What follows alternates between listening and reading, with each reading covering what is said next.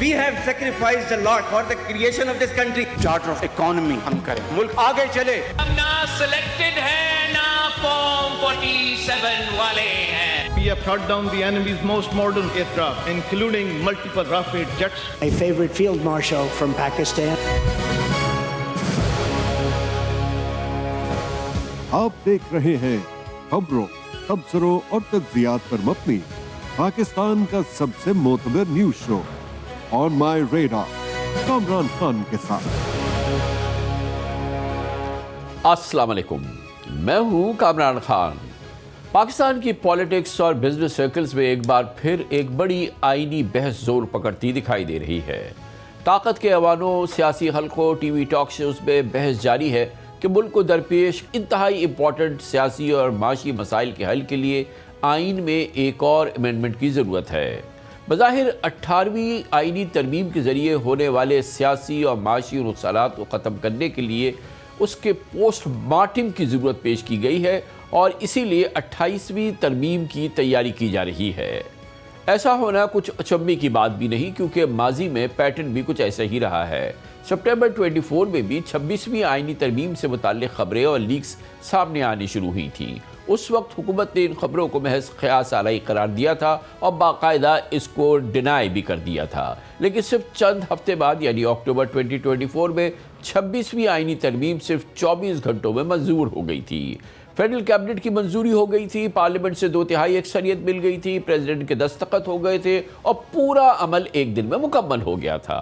یہاں تک کہ قومی اسمبلی میں یہ امینڈمنٹس الگ صبح تقریباً 5 بجے پیش ہوئی اور منظور بھی ہو گئی تھی.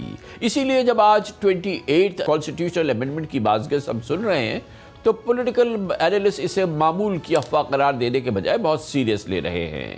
ذرائع کے مطابق حالیہ دنوں میں پریزیڈنٹ اور پرائم منسٹر شہباز شریف کے درمیان ہونے والی ایک اہم ملاقات میں بھی اس معاملے پر تفصیلی گفتگو ہو چکی ہے. اس ملاقات میں اسپیکر قومی اسمبلی ایاز صادق اور دیگر آفیشلز بھی موجود تھے. اطلاعات یہ بھی ہے کہ اسپیکر قومی اسمبلی نے مختلف پارلیمانی جماعتوں سے رابطے بھی کیے ہیں اور حکومتی اتحادیوں کے درمیان کنسنسس بنانے کی کوششیں بھی شروع ہو چکی ہیں. اس مجوزہ 28 کانسٹیٹیوشنل امینڈمنٹ میں کئی اہم معاملات اطلاعات کے مطابق زور و غیر ہیں. NFC ایوارڈ یعنی وفاق اور صوبوں کے درمیان وسائل کی تقسیم کے فارمولے پر نظر ثانی، بلدیاتی نظام کو آئینی تحفظ اور زیادہ اختیارات، ملک بھر میں ایک کریکولم اور تعلیمی پالیسی پر وفاق کا کردار. اس کے علاوہ ہیلتھ کے بعض شعبوں پر دوبارہ ان کو وفاق میں لانے کی بھی بات ہوئی ہے. اس کے علاوہ بے نظیر انکم سپورٹ پروگرام کے مالی بوجھ کو وفاق اور پروونسز میں تقسیم کرنے کی تجویز بھی سامنے آئی ہے. جن ایشوز کے اوپر 28ویں ترمیم آ سکتی ہے، بلدیاتی ادارے ہیں، 140A ہے، اس میں فردر جو ہے وہ امینڈمنٹ ہونی چاہیے. اسی طرح سے پاپولیشن کے متعلق، اسی طرح سے NFC ہے. NFC میں جو صوبوں اور فیڈریشن کے درمیان وسائل کی جو تقسیم ہے، اس کے بعد پھر فیڈرل گورنمنٹ کے پاس تو کوئی چیز نہیں بچتی. اور دوسرا یہ ہے کہ پاپولیشن جو ہے یہ ڈیوالو ہو گیا ہے. سبجیکٹ ثابت ہوا ہے کہ یہ ڈیوالو ہونا اس کا جو ہے وہ اچھا نہیں رہا. اس کو واپس جو ہے وہ فیڈریشن کے پاس ہی ہونا چاہیے. اسی طرح سے ایجوکیشن کی پالیسی، کریکولم اور باقی چیزیں جو ہے، اسی طرح سے ہیلتھ میں بہت ساری چیزیں جو ہیں وہ فیڈرل لیول کے اوپر ہونی چاہیے. اسی طرح سے واٹر کا ایشو ہے. ایک تو وہ کینال کا ایشو تو آپ نے پہلے بھی سنا ہوگا کہ اس کے اوپر کافی جو ہے وہ پچھلے سال اس کے اوپر سندھ کی طرف سے احتجاج بھی ہوا تھا. ان میں سے بعض چیزیں ایسی ہیں کہ ان کے اوپر ہمیں جلد فیصلہ کرنا ہوگا، اس میں دیر جو ہے وہ نقصان کا باعث بنے گی. پرائم منسٹر کے ایڈوائزر برائے سیاسی امور رانا ثناء اللہ نے NFC ایوارڈ کے حوالے سے بہت اہم اشارے دیے. ان کا کہنا یہ ہے کہ اگر اتفاق رائے ہو جائے تو بجٹ سے پہلے NFC ایوارڈ کو فائنل کر لیا جائے گا. دیکھیں جی، اگر تو کنسنسس ہو گیا تو بجٹ سے پہلے آ جائے گی. اگر کنسنسس نہ ہوا تو بجٹ کے دوران بھی یہ ڈسکشن جو ہے وہ جاری رہیں گی. ویسے جو فیڈریشن اور صوبوں کے درمیان جو فنڈز کی تقسیم یا اس بیلنس کو کریٹ کرنے کا معاملہ ہے، تو بہرحال وہ کوشش کی جائے گی کہ اس سے پہلے اس کے اوپر جو ہے وہ بات کی جائے. مئی تک بھی ہو جائے تو تب بھی بہتر ہے. ہمیشہ کی طرح پاکستان پیپلز پارٹی نے اس معاملے پر سخت موقف اختیار کیا ہے. بلاول بھٹو کا کہنا ہے کہ ابھی تک 28 امینڈمنٹ پر ہم سے کوئی باضابطہ مشاورت نہیں ہوئی ہے، مگر انہوں نے یہ بھی واضح کیا کہ اگر ایک بار اختیارات صوبوں کو منتقل ہو جائیں تو انہیں واپس لینا تقریباً ناممکن ہو جاتا ہے. آپ کسی کو حق جب آپ دیتے ہو واپس چھیننا تو بہت مشکل ہو، تو مشکل کیا ناممکن ہوتا ہے. تو اسی کانٹیکس میں وی انشور کہ کوئی رائٹس کوئی صوبہ کی جو اختیار ہے، جو حقوق ہے، وہ ہم نے کمپرومائز کیے بغیر 26th امینڈمنٹ اور 27th امینڈمنٹ پاس کی. مزید کانسٹیٹیوشنل امینڈمنٹ وزیر اعظم صاحب یا ان کا لا منسٹر یا کوئی اور لانے چاہتے ہیں، وہ اس دن سے لے کے ابھی تک ہمارا بات نہیں ہوا. کل کا مجھے نہیں پتا کہ وہ پھر سے آئیں گے، لیکن ابھی ایسی کوئی بات. گویا وہ کوششیں جو 26ویں آئینی ترمیم کے ذریعے شروع کی گئی تھی، اب انہی کو امپورٹنٹ مقام پہ لے جانے کی ضرورت ہے، اور اس کے لیے 28ویں ترمیم میں تبدیلیاں کی جا رہی ہیں. اور یہ وہ تبدیلیاں ہیں جو اس سے پہلے بھی مختلف سیاسی جماعتیں پیش کرتی رہی ہیں، جن میں پی ٹی آئی خاص طور پہ نمایاں ہے. پی ٹی آئی نے اپنی حکومت میں ان امینڈمنٹس کی بات کی تھی، اور یہی وجہ ہے کہ سینٹ میں پی ٹی آئی کے پارلیمانی لیڈر بیرسٹر علی ظفر نے ہیلتھ، ایجوکیشن اور اس جیسے شعبے فیڈرل گورنمنٹ کے تحت کرنے اور نئے صوبے بنانے کی باقاعدہ حمایت کی تھی. گویا پی ٹی آئی اس کی مکمل حمایت کر چکی ہے. 18ویں ترمیم میں یہ جو ایجوکیشن کی بات کی گئی اور ہیلتھ کی بات کی گئی، اگر یہ ریورس ہو جاتی ہے تو یہ کوئی ایسی بری بات نہیں ہے. 18ویں ترمیم میں بہت اچھی باتیں تھیں، لیکن تجربے سے ہمیں یہ پتا چلا ہے کہ کچھ چیزیں ایسی ہیں جو کہ صوبوں کو دینا نقصان دہ ہوگا اور اس کو واپس فیڈریشن میں آنا چاہیے. تو اس پہ تو بات میرا خیال ہے بنتی ہے. اگر صوبے لانا چاہتے ہیں یہ، تو اس کے لیے میں سمجھتا ہوں ذاتی طور پہ کہ صوبے ہونے چاہیے، زیادہ مزید بڑھنے چاہیے، لیکن اس کو نسلی بنیاد پہ یا زبان کی بنیاد پہ نہیں بننے چاہیے، وہ صرف انتظامی بنیاد پہ بننی چاہیے.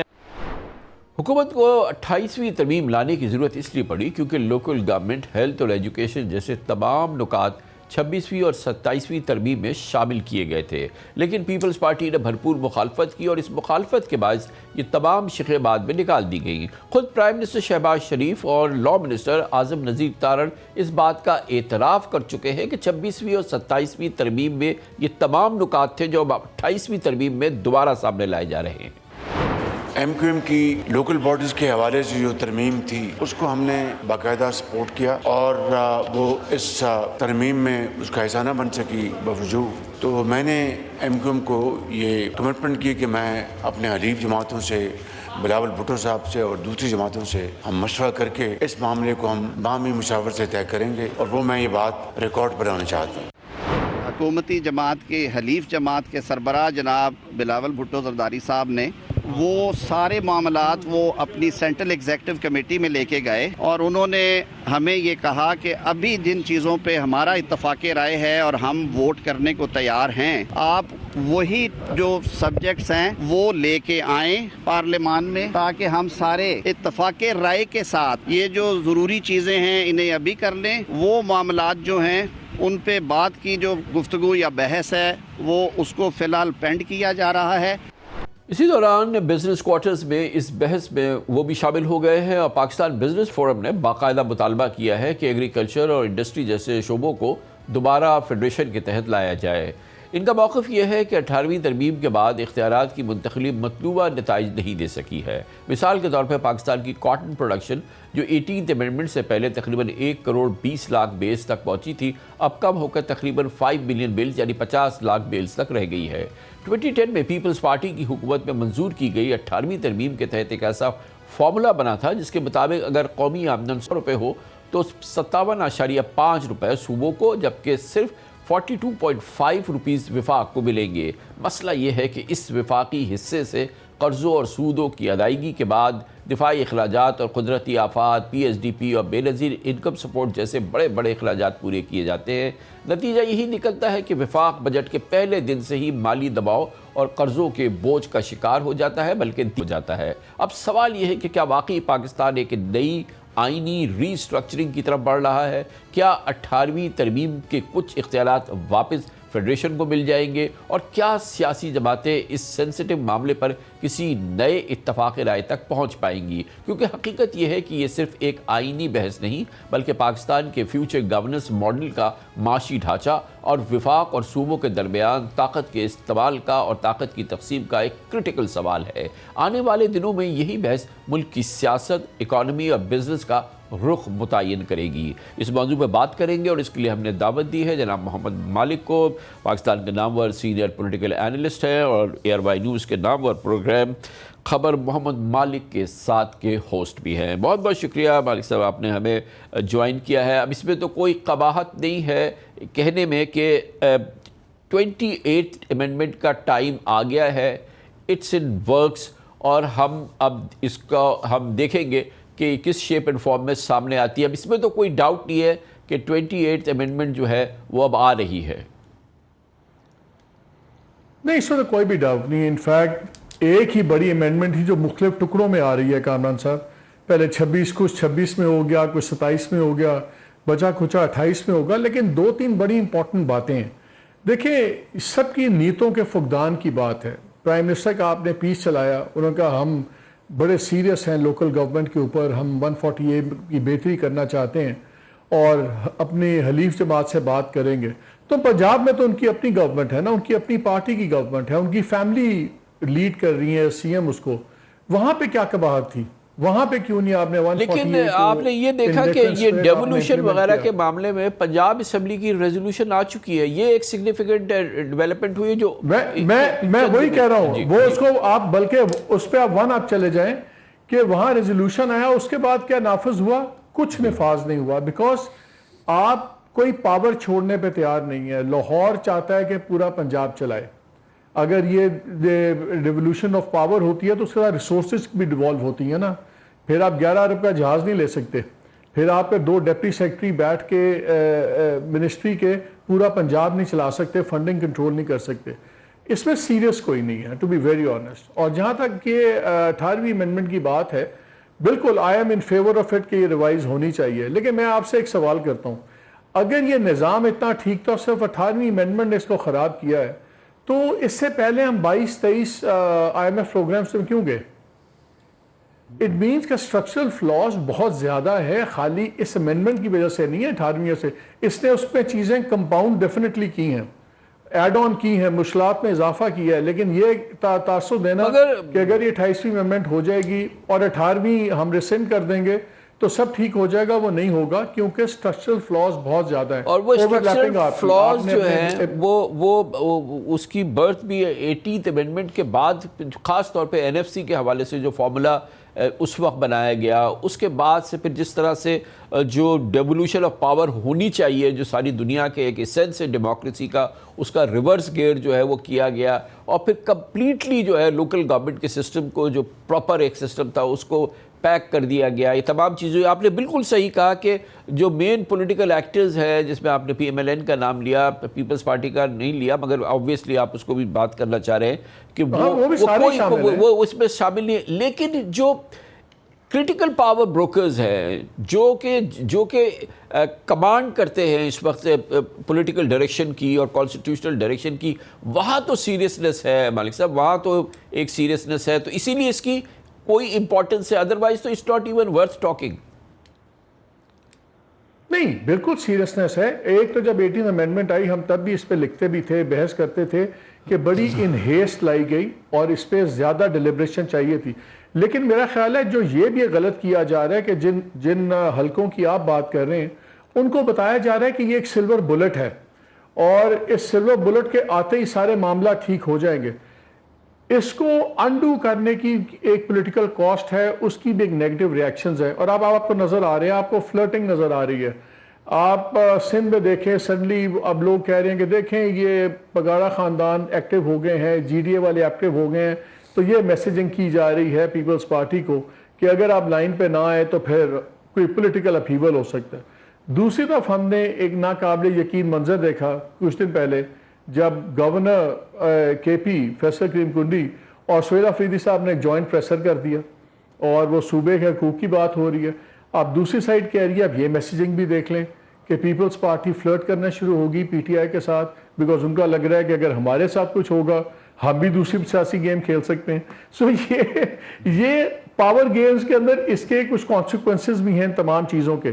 یہ سلور بلٹ نہیں ہے جو تاثر دیا جا رہا ہے کہ اگر 18th امینڈمنٹ ہو گئی تو سب ٹھیک ہو جائے گا, کیونکہ اسٹرکچرل فلاز کسی نے ٹھیک نہیں کیے. دیکھیں یہ جو رولنگ ڈسپنسیشن ہے اس وقت, یہ 2022 سے ہے, 23 سے. اب آپ 4 سال ہو گئے ہیں شہباز شریف صاحب کو پرائم منسٹر بنتے ہوئے, چاہے آپ PDM 1 کہہ لیں, PDM 2 کہہ لیں. 4 سالوں میں آپ کو مجھے بتائیں اسٹرکچرل ریفارمز کہاں نظر آتی ہیں؟ ہم صرف ٹیکٹیکل میجرز کام ٹپا رہے ہیں, ہمیں اسٹرکچرل ریفارمز کہاں نظر آتی ہیں؟ آپ کی اوور لیپنگ کہاں نظر آتی ہے؟ زراعت کی چھوٹی سی ایگزامپل ہے, प्रोविंशियल सब्जेक्ट है, लेकिन एग्रीकल्चरल कमोडिटीज की इंपोर्ट एक्सपोर्ट कौन तय कर रहा है? Federal government. Then how is it a provincial subject? Similarly हर आप सब्जेक्ट में चले जाएं, ओवरलैप्स इतने हैं, ये उसके फ्लॉज हैं. सो ये बड़ा एक डेलिकेट सिचुएशन है, ये फाइनेंशियल इक्वेशन चेंज होना बहुत जरूरी है. एब्सोल्युटली. मगर इसके साथ ही ये बात भी है ना कि जो करंट डिस्पेंसेशन है, जो कि 18th अमेंडमेंट से पैदा हुआ और आज तक चल रहा है, 26 भी आ गई, 27 भी आ गई, करंट NFC अवार्ड की जो सिचुएशन है उसमें तो कंट्री नहीं चल सकता ना. ये तो इसमें तो कोई डाउट ही नहीं रहा ना कि ये इस तरीके से नहीं, वायबल ही नहीं है, फाइनेंशियली वायबल नहीं है, किसी भी अंदाज से जो है वो वायबल नहीं है. तो ये चीज़ है. या मिसाल के तौर पे कि आप डिवॉल्व ना करें, आप पूरा पावर लाहौर में रखें, या पूरा पावर जो है सिंध में, पाकिस्तान पीपल्स पार्टी 18 साल हो गए हैं मालिक साहब, पीने को पानी नहीं है कराची जैसे शहर में, बेसिक इम्यूनिटीज़ नहीं है. मतलब ये वो चीजें हो गई है जो कि अब कामरान सर आप मुझे बताएं, मुझे आप मेरे एक सवाल का जवाब दें. प्राइम मिनिस्टर का क्या काम है जाके फेडरल की तरफ से आप कराची के अंदर एक बस सर्विस या ट्रेन सर्विस अनाउंस करें? आपका क्या काम है आप जाके पंजाब में प्रोजेक्ट अनाउंस करें?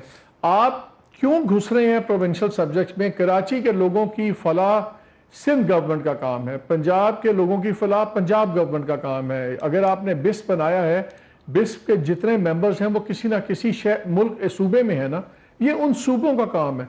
खुद भी शौक रहा है 18th अमेंडमेंट की आप बात करते हैं. अभी आप देख लीजिए, अभी कल जाएंगे वजीर आजम या वफाकी वज़रा किसी सूबे के दौरे पे जाएंगे, वहां पे 4 प्रोजेक्ट अनाउंस कर देंगे. वाई? आप फेडरल प्रोजेक्ट की बात करें, आप जाके प्रोविंशियल प्रॉब्लम ये है, सारे पॉलिटिक्स खेल रहे हैं. जहां की आप बात कर रहे हैं उनको ये बताया जाता है कि देखें ये फॉर्मूला की प्रॉब्लम है, ये फॉर्मूला ठीक हो जाएगा, सब ठीक हो जाएगा. नहीं, फॉर्मूला से ज्यादा अप्रोच की प्रॉब्लम है. आप सिलेक्टिव काम नहीं कर सकते, या आप प्रिंसिपल पे चलें, ये वफाक की जिम्मेदारी है, ये आपकी है. आप वफाक उधार लेता है और वो प्रोविंशियल प्रोजेक्ट होता है, अब वो किसकी जिम्मेदारी है? कुछ नेशनल प्रोजेक्ट्स हैं, हाईवेज हो गई, डिफेंस हो गया, नेशनल रिजर्वायर्स हो गए, ये समझ आती है कि नेशनल प्रोजेक्ट्स हैं. ये अब आप डेफिनेटली आर्गुमेंट्स है और अब ये हम इस पे बहस भी बिल्कुल अपनी जगह सही है. But what is in works actually? ये क्या आ रही है जो 28th अमेंडमेंट है, इसमें क्या क्या है? राना सलाउल्लाह ने आपके प्रोग्राम में भी तफसील से बताया है सब. तो इसके जो आउटलाइंस है वो तो समझ में आ रही है. Let's discuss that. वो क्या आ क्या रहा है अभी? देखिए, अगर मैं वन लाइनर कहूँ ना, तो वन लाइनर डिज़ायर है कि जो वफाक है उसको मजबूत किया जाए, सिर्फ फाइनेंशियली नहीं लेकिन overall management of the country में. एक आपको चीज़ आपने सुन रही होगी, फैल रहा होगा, हमने अब ये खबर भी दी थी 26 के वक्त कि कुछ फेडरल टेरिटरीज क्रिएट करने की बात भी हो रही है. जी, अब तो खैर वो चल रहा है कि जी पूरा कराची भी हो सकता है, लेकिन उसकी एक लॉजिक ये दी गई थी कि जिस तरह आपकी बलूचिस्तान की कोस्टल हाईवे है, उस पर बहुत एरियाज हैं जो टेरर स्ट्रिकन है, जहाँ पे बहुत एक्टिविटी है, इस वजह से कमर्शियल चीज़ें डेवलप नहीं होती. तो इसका आर्गूमेंट ये था कि वहाँ पे बना दिया जाए, उस एरिया को फेडरलाइज कर दिया जाए. पोर्ट्स के गिर्द जो इलाके हैं, पहले हम सुन रहे थे बात कि जी 100 किलोमीटर का ऐसे एरियाज बना दें जो फेडरलाइज्ड हों, ताकि ये बहसें ख़त्म हो जाएं कि जी कौन सा टैक्स कौन लेगा, कौन सा टैक्स किसको जाएगा. सूबा कहता है फलाना टैक्स हमारा है, वफाक कहता है हमारा है. So basic underline single line theme है कि वफाक बहुत कमज़ोर हो गया है गवर्नेंस स्ट्रक्चर में और फाइनेंशियल स्ट्रक्चर में. तो दोनों पावर्स वफाक में ज़्यादा होनी चाहिए, सिर्फ फाइनेंशियल नहीं, ओवरऑल गवर्नेंस वाइज भी और चीज़ों के ऊपर. इसीलिए पीपल्स पार्टी का इस पर बहुत ज़्यादा आपको रिएक्शन नज़र आता है. ये तो है वन लाइन में. इसके अलावा तो काफ़ी चीज़ें हैं, लेकिन कुछ चीज़ें ऐसी भी छेड़ देते हैं जिसकी ज़रूरत नहीं होती. मसलन वोटर एज की बात शुरू कर दी कि जी वोटर एज हम बढ़ाएंगे. उस पर नई बहस होगी. लोगों ने कहा जी आप PTI वालों को आप बाहर रख रहे हैं, उसकी बहुत पॉपुलैरिटी है खान साहब की वहाँ. उस पर दूसरी साइड कहना शुरू होगी कि हमारे बच्चे बड़े नहीं हो रहे, सिर्फ उनके बच्चे 18 साल के हो रहे हैं. सो ये नीडलेस बहसें हैं आई थिंक. लेकिन अगर आप वन लाइन में पूछें तो वन लाइन में वफाक की स्ट्रेंथ है. देखिए 26 में आपने जब जुडिशल चेंजेस देखी तो कोर्ट सिस्टम ऐसा हो गया है कि सारी पावर अल्टीमेटली जाके फेडरल कॉन्स्टिट्यूशनल कोर्ट में आ गई और उसका दायरा इतना वसी कर दिया गया कि दूसरी सुप्रीम कोर्ट भी इरेलीवेंट हो गई है. So that is one centralisation of power, judicial power and exercise جیسے بھی آپ چاہیں. سملرلی یہ جو 2-3 کی چیزیں ہیں, جس طرح ہیلتھ آپ کا بہت سیریس ایشو ہے. اچھا, پاپولیشن کی آپ نے بات کی, بڑی انٹرسٹنگ سچویشن یہاں پہ ہے. پاپولیشن کے اوپر جو وجوہات یہاں بتائی جا رہی ہیں سینٹرلائز کرنے کی, اور جو بیہائنڈ دا سینز ہم سن رہے ہیں, وہ ٹوٹلی ڈفرینٹ ہے. بحث چلی تھی اس بات سے کہ جو اس کے اندر آپ کا 18th امینڈمنٹ نے جو NFC میں جو پاپولیشن کی ویٹیج ہے اس کو کم کیا جائے. اس تقریباً 80 کے 82% تو آپ کا شیئر پاپولیشن کی ڈینسٹی کے اوپر سے آپ کو مل جاتا ہے. اس کو کم کیا جائے. وہاں سے بات کھل کے اب پورے پاپولیشن کے سبجیکٹ کی طرف چلی گئی ہے کہ اس کو فیڈرلائز کیا جائے. آئی ڈونٹ نو کہ وہ کیسے گئی ہے, بٹ چلی وہاں سے تھی بات, اور بات اب ادھر آ گئی ہے. ہیلتھ کے اوپر ان کا ایشو بن رہا تھا ڈرافٹ وغیرہ کے اوپر سے کہ جی ایک صوبہ کچھ اور رولز بنا دیتا ہے, وہ ڈرگ دوسرا صوبہ منع کر دیتا ہے, پھر وہاں سے سمگلنگ شروع ہو جاتی ہے. سو وہ ٹیکنیکل ریزنز ہیں. لیکن جو بڑی 2-3 چیزیں ہیں, جو چھوٹے صوبوں کی آپ بات سن رہے ہیں, یہ اتنی ہلکی مت لیجئے گا. میرا شروع میں خیال تھا کہ it's too early for that. ٹھیک ہے وہ چھوٹے صوبے یا وہ نہ ہو, لیکن یہ کہ ایک فیڈرل, کیونکہ آپ ہیں لاہور میں بیٹھے ہیں, آپ اسلام آباد میں بیٹھے ہیں, اوبیسلی آپ کراچی کو اس طرح سے فیل نہیں کر سکتے جیسے یہاں کے 3 کروڑ لوگ فیل کرتے ہیں جس سے وہ گزرے ہیں 18-20 سال سے. اس لیے آئی فلی انڈرسٹینڈ کہ آپ جب بات کر رہے ہیں, آپ پاپولیشن کی بات کر رہے ہیں, آپ اس کی بات کر رہے ہیں, آپ اس چیز کی بات نہیں کر رہے, اس کو اس طرح سے اس کے درد کو نہیں فیل کر رہے جو کہ 60% جو ہے اپنے ٹیکسیشن کے اندر کنٹریبیوٹ کرتا ہے, جو پاکستان کی اکانومی کی نرو سینٹر ہے, جو پاکستان کی بزنس کا ہارٹ بیٹ ہے, جو کہ جہاں پہ پانی نہیں ہے, جہاں پہ سڑک نہیں ہے, جہاں پہ بیسک کمیونٹیز نہیں ہے, وہ آپ اس درد کو آپ اس طرح سے فیل نہیں کر سکتے جیسے یہاں کے 13 کروڑ 30 کروڑ. تو بیٹ فیڈرل ٹیریٹری ہو جائے, بیٹ صوبہ بنتا ہے یا نہیں بنتا ہے, مگر خدارا مسئلہ تو حل ہونا کسی نہ کسی صورت سے. بیسک جو ایگزسٹنس ہے وہ تو پاسبل ہونا ایک عام آدمی کی. نہیں, میں آپ کو اتنا بتا دوں, جو یہاں پہ مزاج چل رہا ہے کہ پیپلز پارٹی کے لیے کچھ سرپرائزز ہوں گے. بلاول بھٹو صاحب اگر یہ سمجھتے ہیں کہ وہ ان کے پاس بہت زیادہ کارڈز ہیں, تو اتنے کارڈز ہیں نہیں جتنے وہ سمجھتے ہیں, کیونکہ اس وقت جو اسلام آباد پنڈی کا موڈ ہے, they are riding very high, internationally بھی ڈومیسٹکلی بھی, دے فیل ویری اسٹرانگ. اور ان کا خیال ہے کہ اگر اس موقع پہ چیزیں نہ کروائی گئیں تو وتھ پیسج آف ٹائم چیزیں ڈیلیوٹ تو ہو سکتی ہیں, اسٹرینتھ اس سے زیادہ نہیں آئے گی. سو میرا خیال ہے کہ ابھی پریشر اتنا ڈلا نہیں ہے جتنا ابھی آنے والے دنوں میں آپ دیکھیں گے. بہت زیادہ بیہائنڈ دا سینس پریشر بڑھے گا, اور آپ کو کافی سٹانسز کے اندر کیا کہتے ہیں نیشنل انٹرسٹ میں مفاہمت ہوتی نظر آئے گی انشاءاللہ. کیا امریکہ ایران جنگ پاکستان کے لیے ایک نئی معاشی اپرچونٹی بن سکتی ہے؟ کیا کراچی, بن قاسم اور گوادر پورٹس پاکستان کی اکانومی کے لیے سونے کی چڑیا ثابت ہو سکتی ہیں؟ اس پہ بہت بات ہو رہی ہے, بہت ایکسپرٹس اس پہ بات کر رہے ہیں, اور یہ بالکل ہوائی نہیں ہے. اس کے بیس پہ کئی ایسی حقیقتیں ہیں جو یقیناً پاکستان کے لیے بہت بہت بینیفیشل ہو سکتی ہیں. آج کے آن مائی ریڈار میں ہم انہی سوالوں کے جواب ڈھونڈ رہے ہیں. مڈل ایسٹ میں جاری کشیدگی کے دوران پاکستان صرف سیاسی یا ڈپلومیٹک کردار تک محدود نہیں ہے, بلکہ اس صورتحال کو ایک بڑی تجارتی اور اکنامک اپرچونٹی میں تبدیل کرنے کی کوشش بھی ہو رہی ہے. پاکستان اس وقت ریجنل کارگو موومنٹ سے زیادہ بزنس اور ٹریڈ ایکٹیویٹی حاصل کرنے کی کوشش کر رہا ہے, اور اس مقصد کے لیے حکومت غیر ملکی شپنگز اور کارگو کمپنیز کو مختلف انسینٹیوز بھی دے رہی ہے. پاکستان کی میری ٹائم منسٹری نے گوادر پورٹ پر کنٹینر شپس کے لیے ایک برتھنگ فی میں تقریباً 25% کمی کا اعلان کیا, جبکہ transshipment containers port charges میں 40% کمی کی گئی ہے. ساتھ ہی کارگو کے لیے 1 ماہ کی فری اسٹوریج فیسلٹی بھی دی جا رہی ہے. گویا حکومت اب واضح طور پر گلوبل کارگو کیریئرز کو پاکستان کی طرف اٹریکٹ کرنا چاہتی ہے, اور بہت ہی امپورٹنٹ ڈیولپمنٹس ہیں. ایکسپرٹس کا کہنا ہے کہ پاکستان اپنی جیوگرافیکل اہمیت کی وجہ سے ایران کے ساتھ تجارتی آمد و رفت سے بہت فائدہ اٹھا سکتا ہے, خاص طور پہ ایسے وقت میں جب پاکستان کو افغانستان کے راستے سینٹرل ایشین ممالک تک پہنچنے میں مشکلات کا سامنا ہے. اسی لیے اب اس سسٹم کو جس میں کہ میری ٹائم کارگو گورن کی جاتی ہے اس پر بہت فوکس کیا جا رہا ہے. یہ وہ عالمی ٹرانسپورٹ سسٹم ہے جس کے تحت کارگو ٹریکس مختلف ممالک کے درمیان سمپلیفائڈ کسٹمز پروسیجرز کے ساتھ آتے ہیں اور جاتے ہیں. ماہرین کے مطابق TIR کے ذریعے پاکستان نہ صرف ایران بلکہ ترکیہ, یورپ, رشیا اور سینٹرل ایشین اسٹیٹس تک ٹرانزٹ ٹریڈ کر سکتا ہے. ساتھ ہی where housing, trucking, refining, re export facilities اور انڈسٹریل زون جیسے شعبے مستقبل میں پاکستان کے لیے بلینز آف ڈالر کی اکنامک ایکٹیویٹی پیدا کر سکتے ہیں. گوادر پورٹ اس پوری اسٹریٹجی کا ایک بہت اہم حصہ بنتا جا رہا ہے کیونکہ چائنا پہلے ہی سی پیک کے ذریعے گوادر میں بھاری سرمایہ کاری کر چکا ہے اور اب پاکستان کی کوشش ہے کہ اس ریجنل کانفلکٹ کے دوران آلٹرنیٹیو ٹریڈ راؤٹس کا فائدہ حاصل کیا جائے. مجموعی طور پہ دیکھا جائے تو پاکستان اب صرف جیو پولیٹیکل ٹینشنز کو سیکیورٹی چیلنج کے طور پہ نہیں دیکھ رہا بلکہ انہیں اکنامک اپرچونٹی میں تبدیل کرنے کی کوشش کر رہا ہے.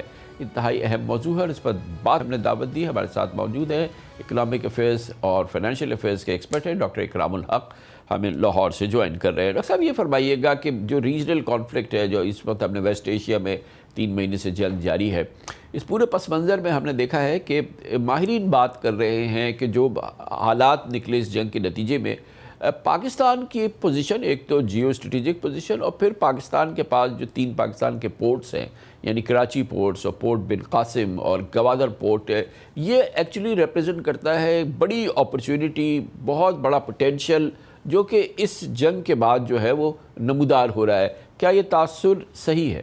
جی خان صاحب شکریہ. بالکل یہ تاثر ٹھیک ہے کیونکہ ابھی جو عارضی طور پر پابندیاں اٹھائی ہیں امریکہ نے، اس کی وجہ سے بھی ایک کوشش ہماری ہو سکتی تھی کہ ہم جو ایران کے ساتھ ٹرانزٹ ٹریڈ کا، ابھی تو سارا آپ کو پتہ ہے رشیا سے اور جارجیا سے ادھر سے ایسٹرن کوریڈور یوز ہوتا ہے، مگر ہم اگر گوادر کو یوز کریں تو بہت فائدہ ہو سکتا ہے. اور گوادر میں ہماری حکومت نے گوادر کے ریٹس بھی کم کیے ہیں اور وہاں فیسیلیٹیز کو بہتر بنانے کی کوشش کی ہے.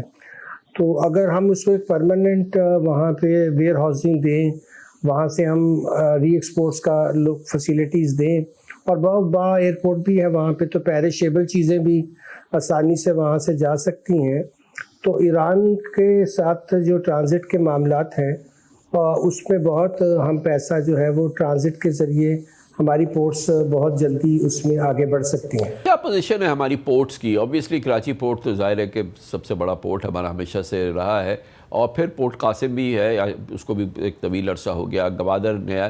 یہ اوور آل جو ہماری پورٹ فیسلٹیز ہیں وہ انٹرنیشنل سٹینڈرڈز کے لحاظ سے جو ریجنل سٹینڈرڈ بن چکے ہیں اور جو جس قسم کی پورا پیرافرنیلیا ہمیں وہاں چاہیے ہوتا ہے، وہاں پہ ہمیں دوسرا جو انفراسٹرکچر چاہیے ہوتا ہے، اس لحاظ سے ہم کتنے اکوپڈ پورٹس جو ہیں، کیونکہ جب یہ پوٹینشیل ہمیں ایکسپلور کرنا ہے اور اگر ہمیں اس کا بیسٹ یوز کرنا ہے تو ہماری فیسلٹیز اور ہمارا جو پورٹ سسٹم ہے وہ بھی تو ٹاپ آف دا لائن ہونا چاہیے نا. یقیناً طور پہ ساری صورتحال کو اگر ہم سامنے رکھیں تو اس وقت جو پاکستان کی جیو اسٹریٹجک پوزیشن تھی پہلے سے موجود ہے، مگر اب موقع بھی کبھی کبھی حالات ایسے پیدا ہوتے ہیں کہ آپ اس سے بہت فائدہ اٹھا سکتے ہیں. اور ہمارا انفراسٹرکچر بھی اب اتنا برا نہیں ہے، خاص طور پہ کراچی اور بن قاسم میں تو بہت ہی بہتر ہو چکا ہے. اور پورٹ کے اندر وہاں اگر ہم تھوڑی سی رعایت دیں اور لوگوں کو ادھر مائل کریں تو یقینی طور پہ پاکستان کی پورٹس جو ہیں وہ اب جو گلف کنٹریز کی پورٹس میں جو پرابلمز آ رہی ہیں اور جو وہاں صورتحال ہے اس کا بہت ہمیں فائدہ ہو سکتا ہے. اور اس کو ہم اس طریقے سے بھی دیکھ سکتے ہیں کہ جو صرف پاکستان کے لیے نہیں مگر آگے جو سینٹرل ایشیا بلکہ یورپ تک جو مال جانا ہے اس کے لیے ہم ایک راہداری کا کام تو ہمیشہ سے ہی کر سکتے تھے، اور اب اس کے جو نئے مواقع پیدا ہوئے ہیں اس میں ہمیں چائنا کو خاص طور پر دیکھیے تو بہت بڑی طریقے سے ایران کے ساتھ وہ اب سینکشنز کے باوجود ٹریڈ کر رہا تھا. ہم نے تو ان چیزوں میں بھی نہیں کی جس کا سینکشنز سے باہر تھے. تو میرا خیال ہے کہ تھوڑا سا کرائسس آف کمپیٹنس ضرور ہے پاکستان میں، مگر اب بھی اگر توجہ کر لی جائے تو اس میں بہت بڑا پوٹینشیل ہے. ریونیو پوائنٹ آف ویو سے اس کی سگنیفیکنس کیا ہے؟ مطلب کہ جب اس قسم کا ٹریڈ ہوتا ہے، ٹرانزٹ ہوتا ہے، ابھی تو فی الحال ہمارا افغان ٹرانزٹ ٹریڈ جو ہے وہ بند ہو گیا ہے اور باوجود اور بہرحال آگے چل کے ظاہر ہے کہ وہ بھی کھل سکتا ہے، اور یہ ایک نیا پورا ایونیو پورا ایک نیا ہے جو ہمارے سامنے آ رہا ہے. ریونیو وائز اس کا کتنا بڑا پوٹینشیل ہے فار آر ریونیو پرپزز؟ جی افغان ٹرانزٹ میں تو آپ کو پتہ ہے زیادہ مال بس پاکستان میں ہی آ جاتا تھا اور اس کا ہمیں کوئی اتنا خاطر خواہ فائدہ نہیں تھا، مگر یقینی طور پہ ایران کے اگر ٹرانزٹ کی بات کی جائے تو جتنے بھی انٹرنیشنل روڈ ایگریمنٹس ہوتے ہیں اس کے تحت یہاں جو بھی مال کسی بھی کنٹری کا آ جائے گا تو اس کو آگے لے کر جانا، ٹرانسپورٹیشن اس کی بہت ممکن ہو سکے گی، کیونکہ ہمارے نہ صرف سینٹرل ایشیا تک ہم ادھر سے جا سکتے ہیں ایران کے رستے سے، بلکہ آگے پھر یورپ کی طرف بھی رستے کھل سکتے ہیں بہت آسانی سے۔ تو اگر ہم اس وقت افغانستان کو مائنس بھی کر دیں، وہ کہ میرا خیال ہے کہ وہاں بھی ریوائیول جب ہو جائے گا تو سینٹرل ایشین روٹ ہمیں بہت آسانی سے، اور پھر سینٹرل ایشیا سے آگے یورپ بھی، اور چائنا کی ٹرین تو ابھی بھی آپ نے دیکھا ہوگا کہ بیجنگ سے لنڈن 18 دن میں جاتی ہے اور مال بھی لے کر آتی ہے۔ ہمیں بھی اب ML1 جو تھا گوادر سے کراچی تک، اس کو سیریسلی اب میرا خیال ہے اس بجٹ کے اندر اس کی ایلوکیشن رکھنی چاہیے، کیونکہ اگر ہم انفراسٹرکچر تیزی سے بنائیں گے تو ہمیں آنے والے وقتوں میں اس کا بہت زیادہ فائدہ ہوگا، اور ہماری پورٹس جو ہیں وہ کافی اسٹریٹجک پوزیشنز پہ ہیں، اور گلف کے اندر تو اب ہمیں جو ایڈوانٹیج ہے وہ یہ ہے کہ ادھر سے چائنا کا تو خیر رستہ بھی بہت تھوڑا رہ جاتا ہے، مگر سینٹرل ایشیا تک بھی ہماری پہنچ بہت آسانی سے تھرو ایران ہو سکتی ہے، اور یہی سب توقع ہے کہ جب ایگریمنٹ ہو جائے گا تو ایران کے اگینسٹ جو سینکشنز لگی ہوئی ہیں ان میں کافی نرمی ہوگی۔ جیسے تیل کی آج کل 7 سال بعد انڈیا دوبارہ ایران سے تیل خرید رہا ہے، مگر ہم نے ابھی بھی کوئی کوشش نہیں کی کہ ہم لینڈ روٹ سے جو بجائے اسمگلنگ کے ہم ایران سے بڑے پیمانے کے اوپر اپنا اسٹریٹجک ریزرو بنا سکتے تھے، مگر یہی وہ کمی ہے جس کی طرف آپ نے دیکھا ہوگا کہ اس آرٹیکل میں اشارہ بھی کیا ہے۔ پریزیڈنٹ ٹرمپ نے ایران کے خلاف ایک اور جنگ کا آپشن ایک بار پھر آگے بڑھا دیا ہے۔ اس کی وجہ عرب ریاستوں کی مذاکرات کی خواہش بھی ہو سکتی ہے، خود واشنگٹن میں جنگ کے خاتمے کے لیے ٹرمپ پر بڑھنے والا دباؤ بھی۔ وجہ جو بھی ہو، نتیجہ یہ ہے کہ اب امریکہ میں جنگ سے زیادہ مذاکرات کی بات ہو رہی ہے۔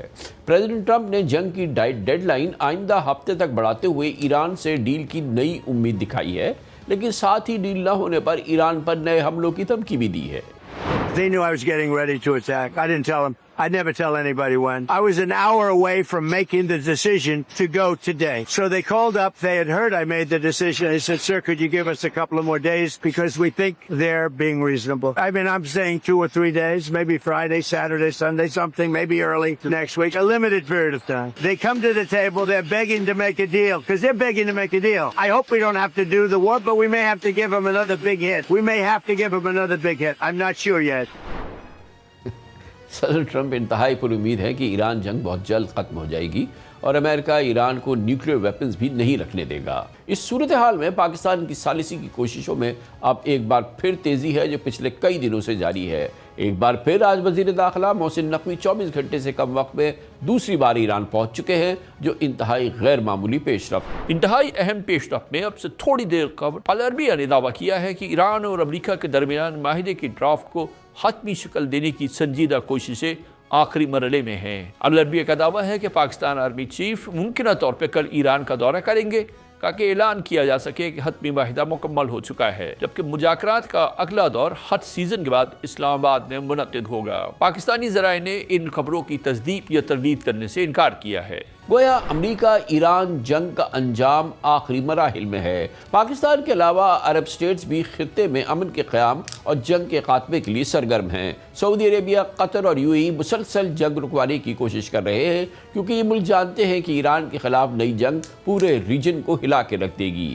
اسی لیے کل قطر نے ایک بار پھر واضح طور پہ کہا تھا کہ مذاکرات کو مزید وقت دینا ہوگا۔ اس بیان میں پاکستان کی سفارتی کوششوں کی حمایت جاری رکھنے کا عزم بھی ظاہر کیا تھا قطر نے۔ Great efforts being exerted by Pakistan to reach an agreement, but undoubtedly once again we support this Pakistani mediation and the contacts are being made because Pakistan is making official contacts between different and with different parties. We need to sort out the problems until reaching an agreement. ان تمام developments کے ساتھ ایک اور factor بھی ہے جو اس جنگ کے جلد خاتمے کی جو لوگ امید چاہتے ہیں ان کے لیے امیدیں ہیں۔ واشنگٹن کے اندر پریزیڈنٹ ٹرمپ کو شدید مزاحمت کا سامنا ہے اور ان کے اختیارات محدود کرنے کی مسلسل کوشش جاری ہے۔ امریکی سینٹ نے کل وار پاور ریزولوشن کو آگے بڑھانے کی منظوری دی ہے۔ اس قرارداد کے تحت اگر پریزیڈنٹ ٹرمپ کانگریس سے باقاعدہ اجازت حاصل نہ کرے تو ایران کے خلاف جنگ ختم کرنا پڑے گی انہیں۔ اس قرارداد کو آگے بڑھانے کے لیے ووٹنگ 47 کے مقابلے میں 50 ووٹ سے کامیاب ہوئی ہے۔ اہم بات یہ ہے کہ 4 ریپبلکن سینیٹرز نے بھی ڈیموکریٹس کی اس قرارداد کے حق میں ووٹ دیا، جسے پریزیڈنٹ ٹرمپ کے لیے ایک غیر معمولی سیاسی دھچکا قرار دیا گیا ہے۔ وہ اب پہلی بار امریکی سینٹ نے ٹرمپ انتظامیہ کو کھلا پیغام دیا ہے کہ جنگ کے فیصلے اکیلے وائٹ ہاؤس نہیں کر سکتا۔